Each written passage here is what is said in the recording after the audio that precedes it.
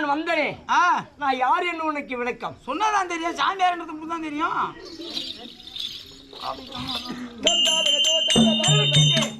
அந்த பழனி மாலையில் அமர்ந்தே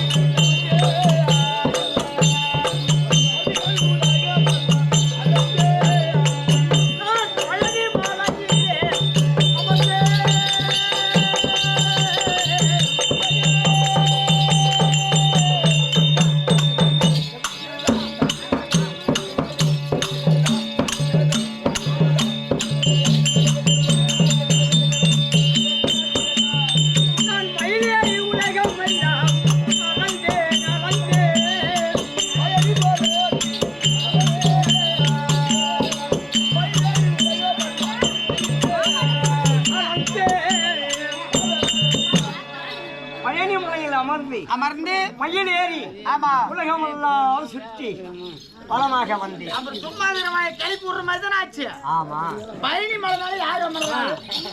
முருகப்பெருமாள். அவர் தமிழ் கடவுள் எவ்வளவு ஒரு அழகு. நீ போய்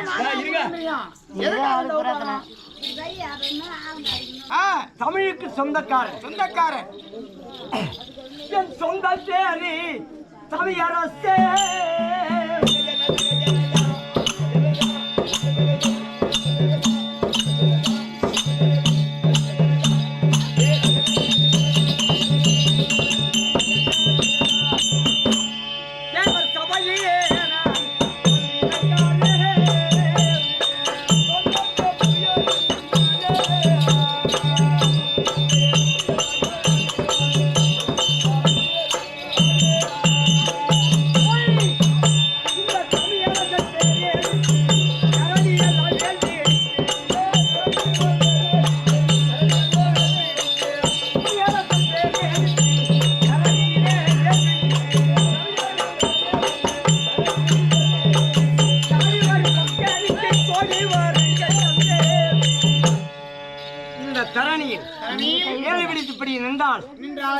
கடம்பா முருகா என்று என்னை வணங்கி வரக்கூடிய பக்தருக்கு கோடி வரம் தந்து நல்ல செல்வாக்கோட வாழக்கூடிய அரவணைப்பேன்.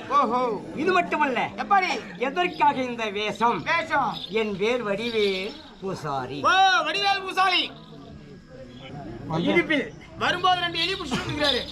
என் தாயாகிய மாரியம்மனுக்கு ஏவப்பட்ட பூஜை பொருள் என் இடுப்பில் இருக்கின்றது. இது மட்டுமல்ல, நான் எதற்காக இந்த வேடம் தாங்கி வந்திருக்கின்றேன்? சொல்லுங்க.